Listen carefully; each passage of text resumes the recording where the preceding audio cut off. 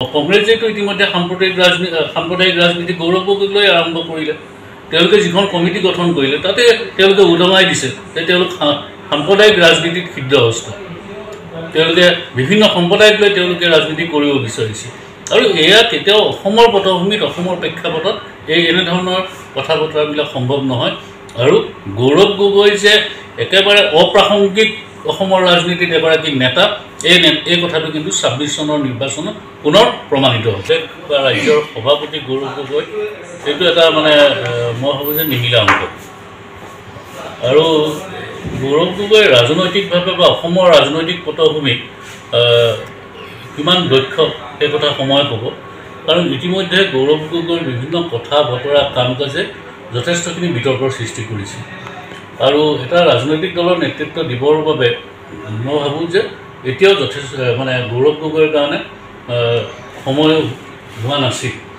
আৰু গৌৰৱ গগৈৰ প্ৰতি সন্দেহৰ আঙুলি আছে। ইতিমধ্যে আপোনালোক সকলোৱে জানে মাননীয় মুখ্যমন্ত্ৰী ডাঙৰীয়াই যিখিনি কথা কৈছে বা আমাৰ চৰকাৰৰ ফালৰ পৰা যিখিনি কথা কোৱা হৈছে, এই কথাই গৌৰৱ গগৈৰ প্ৰতি মানুহৰ যিটো মানে ধাৰণা, এই ধাৰণাটো যোৱা পঞ্চায়ত নিৰ্বাচনত সমূলি পৰিৱৰ্তন হৈছে।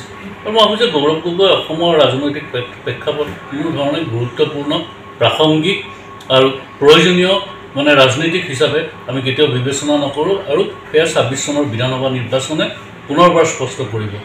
এই ৰাজনীতিত মই ভাবোঁ যে এতিয়াও যথেষ্টখিনি শিকিবলগীয়া আছে।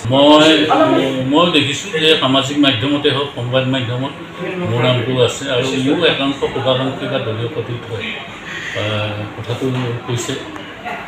যোৱা ২৭টা বছৰে মই ছাত্ৰ সন্থাৰ পৰা পোনে পোনে অসম গণ পৰিষদ দলত আহিছিলোঁ আৰু ২৭টা বছৰ আঞ্চলিকতাবাদ বা অসম গণ পৰিষদ দলৰ হৈয়ে কাম কৰি আহিছোঁ। আৰু এই সময়খিনিত মই দলৰ ভাল বেয়া সুখ দুখ প্ৰত্যাহ্বান আটাইখিনি সন্মুখৰ পৰা দেখিছোঁ। আৰু দলটো শক্তিশালী কৰাত আমাৰ বৰ্তমানৰ নেতৃত্বৰ যথেষ্টখিনি অৱদান আছে। আৰু আজি এইবাৰ আমি পঞ্চায়ত নিৰ্বাচনৰ পূৰ্বতকৈ ভাল ফলাফল প্ৰদৰ্শন কৰিবলৈ এটা ৰাজনৈতিক দলত অভিজ্ঞতা আৰু কৰ্মোদ্যম এই দুয়োটাৰে প্ৰয়োজন আছে। জ্যেষ্ঠসকলৰ অভিজ্ঞতাও দলটোত প্ৰয়োজন আছে আৰু নতুন প্ৰজন্মৰ যিটো শক্তি বা কৰ্মোদ্যম সেইটোৰো প্ৰয়োজন আছে। দলৰ সতীৰ্থসকলৰ মনোভাৱ বিভিন্ন মাধ্যমেৰে তেওঁলোকে প্ৰকাশ কৰি থকাটো আমি দেখিছোঁ।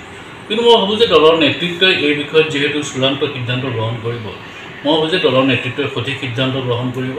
আৰু মই আশাবাদী ব্যক্তিগতভাৱে যে দলৰ নেতৃত্বই ৰাজ্যখনৰ উন্নয়নৰ কাৰণে, অসমৰ স্বাৰ্থৰ কাৰণে আমাকো কাম কৰাৰ সুযোগ দিব। মোক যি দায়িত্ব দিব সেই দায়িত্ব মই নিষ্ঠাৰে পালন কৰিম। মই আশাবাদী যে দলৰ নেতৃত্বই দলীয় সতীৰ্থসকলৰ প্ৰতি সদায় এক আন্তৰিকতাপূৰ্ণ আৰু সদায় এটা সদ্ভাৱ তেওঁলোকে প্ৰকাশ কৰি আহিছে।